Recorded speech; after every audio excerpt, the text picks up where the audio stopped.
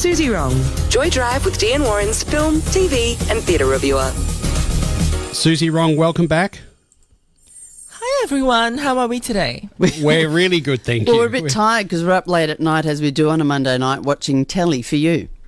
But it was a good one, wasn't it? It was a really good one. Really good one. And I wanted to say thank you so much for recommending this one. Do you want to tell us about it?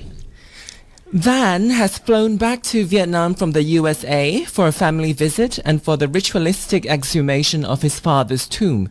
Traveling alongside is his boyfriend Ian, who has to pretend that their relationship is merely platonic until Van finds the right time to reveal the truth.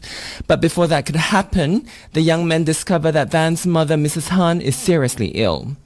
The film is tender, sometimes humorous, and very beautiful, but never overly sentimental, I'm glad to report. It avoids many cliches and has an air of authenticity about it that makes it a very delightful watch. Goodbye Mother is easily my favorite Asian film that has gay characters at its center. Not that there are very many of those around. So how did you guys feel about that? Warren? I loved it. I sat down and I watched it, and one of the things I really enjoyed about it was you get exposed to the Vietnamese culture, which I thought was just wonderful. But it also, the thing I loved about it, it shows how couples survive an extended family, particularly when they go home. And I think I've had partners of Asian background before and have gone home to parts of Asia and found it very difficult to be accepted into those relationships. So I found it really, really interesting to see that happen. I was going to ask you, Suzy, is that something that you've experienced?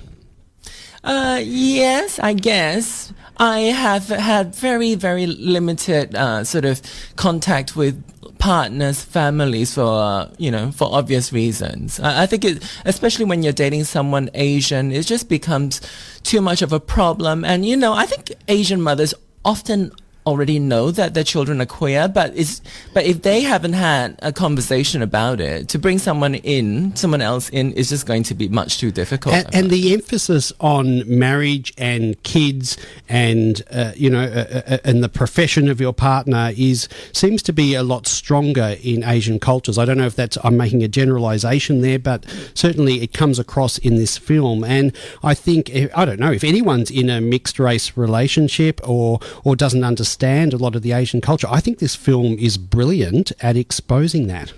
Yeah, I think we are much more traditional. I think that's a convenient word to use, traditional, than Western cultures.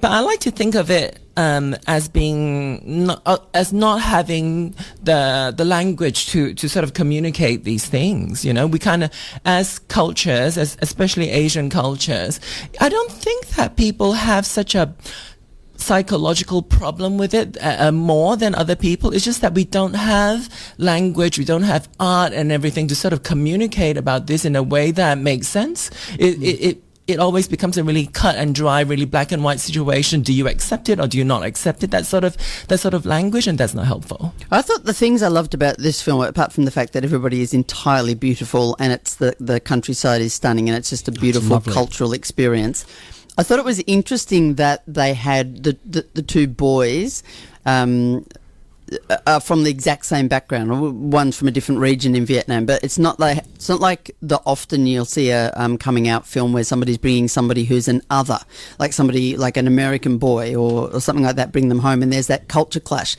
We don't have that cultural. That's not a layer that's put on top of it. It's just another good, nice Vietnamese boy that there's no reason not to love him, in fact, either of them.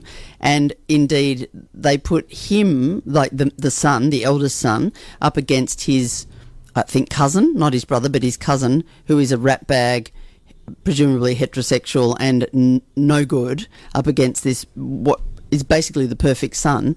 And then I don't want to give away anything that happens in it, but it's sort of interesting that conflict as well. There's no reason not to accept this boy into the family, but it's interesting. And I also love the intergenerational dynamic with the grandmother. It's one of the most beautiful relationships. And worth watching. But if you think about that, what you were just saying, Dee, think about the pressure that was on the character Van, and I got really sad about it because I thought, Suzy, the time and energy spent hiding and evading questions just so that you don't reveal your sexual partner, and the fact that the person with you is just a friend. You could see that the glancing at each other was done really, really well, and the attempts to hold each other's hands, that longing for intimacy and then being stuck to have to do it in the bathroom. And I thought that was really well done, and it actually invoked an emotion of sadness in me when I was watching. I thought, wow, this is a lot of pressure on two young kids. It's a lot of complex emotion, I think, for the viewer.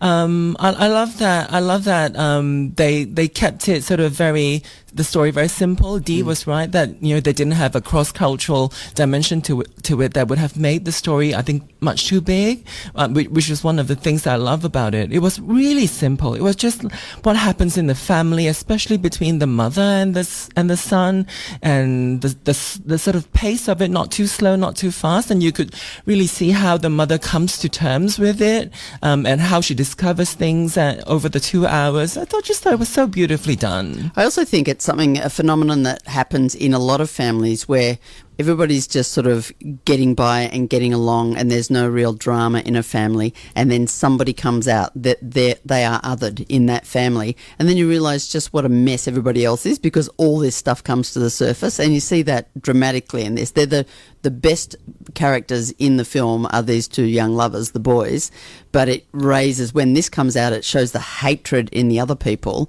and all their foibles and shortcomings. I thought that was really well done.